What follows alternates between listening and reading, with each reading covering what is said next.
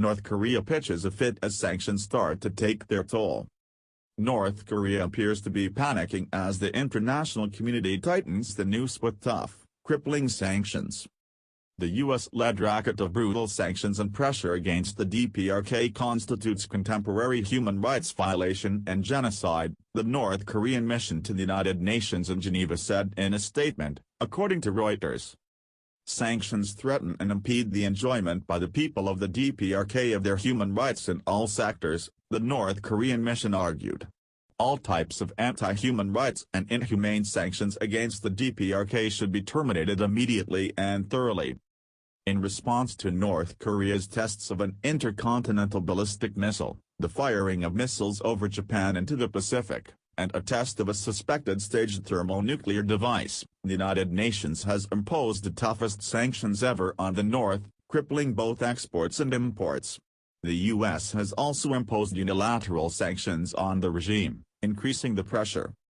Much to Pyongyang's dismay, China has also taken steps to punish North Korea for its reckless behavior, cutting mineral imports, restricting fuel exports, ordering financial institutions to sever ties, forcing laborers out, and closing down North Korean businesses.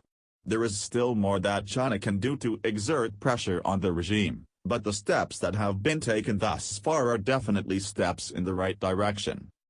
While North Korea has dealt with sanctions for years, it has never faced challenges like that which it now struggles against. I don't know if North Korea will survive a year under sanctions, Ri Jong-ho, a former North Korean official previously tasked with managing the regime's finances, revealed at a recent conference. The sanctions that the White House has imposed on North Korea are of a historic level. Never before has the country faced such tough sanctions. The most recent statement by the North Korean mission to the United Nations is not the first time the regime has railed against the sanctions against it. In fact, such complaints are becoming commonplace as the North starts to feel the pressure.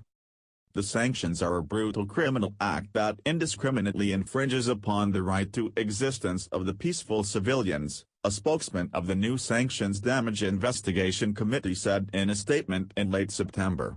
The colossal amount of damage caused by these sanctions to the development of our state and the people's livelihood is beyond anyone's calculation.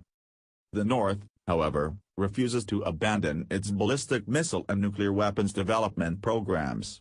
While its people starve, North Korea invests around 1/4 of its GDP in its defense programs.